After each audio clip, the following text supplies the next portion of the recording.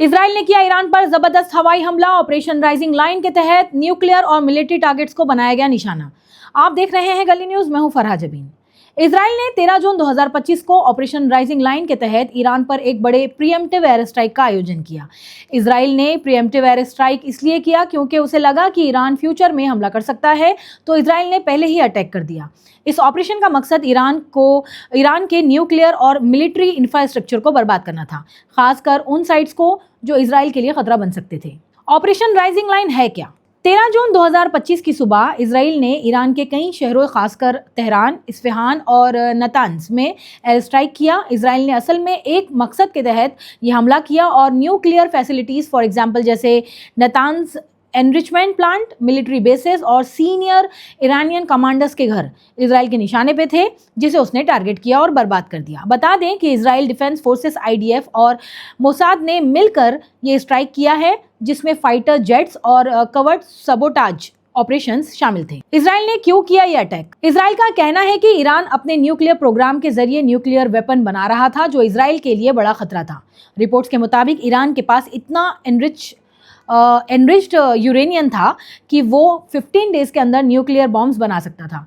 Israel का कहना है कि ईरान अपने न्यूक्लियर प्रोग्राम के जरिए न्यूक्लियर वेपन बना रहा था, जो इजराइल के लिए बड़ा खतरा बन सकता था। रिपोर्ट्स के मुताबिक ईरान के पास इतना एनरिच्ड यूरेनियम था कि वो 15 दिनों में न्यूक्लियर बॉम्ब्स बना सकता था। International atomic energy agency IAEA ने भी एक दिन पहले ईरान को नॉन कॉम्प्लिएंट डिक्लेयर किया था, क्योंकि वो अपना न्यूक्लियर ऑब्लिगेशंस पूरे नहीं कर रहा था।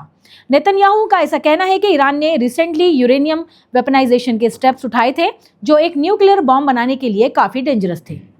इसके अलावा ईरान के बैलिस्टिक मिसाइल प्रोग्राम्स और उसके प्रॉक्सीज जैसे हिजबुल्लाह और हुतीस के जरिए इजराइल पर अटैक्स भी एक वजह थी। अब बता दें कि इस हादसे में कौन कौन मारा गया। IRGC का कमांडर इन चीफ हुसैन सलामी मारे गए हैं इस हमले में, और साथ ही ईरान के आर्म फोर्स के चीफ ऑफ स्टाफ मोहम्मद बगेरी भी इस हमले में इंतकाल कर गए हैं।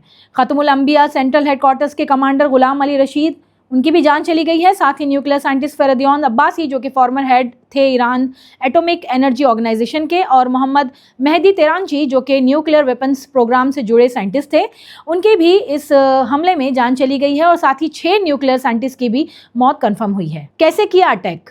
बता दें कि इजराइल ने 200 फाइटर जेट्स और 330 से ज़्यादा मोनिशियस का यूज़ किया था, जो 5 वेज में अटैक्स किए गए हैं। स्ट्राइक सुबह के 3 बजे के आसपास शुरू हुआ, जिसमें तेहरान में एक्सप्लोजन और एयर एड सायरन सुने गए। ईरानियन एयर स्पेस को बंद कर दिया गया। साथ ही नियर बाय कंट्रीज़ जैसे इराक ने भी अपने एयर स्पेस को क्लोज कर दिया। इस हमले के बाद इंटरनेशनल रिएक्शन भी देखने को मिला दोस्तों। US secretary of state Marco Rubio ने कहा कि US इस अटैक में इन्वॉल्व नहीं था, लेकिन इजराइल ने उन्हें पहले से इन्फॉर्म किया था। प्रेसिडेंट ट्रंप ने कहा कि ईरान को न्यूक्लियर बॉम्ब नहीं बनाने दिया जाएगा और US नेगोशिएशन के लिए रेडी है।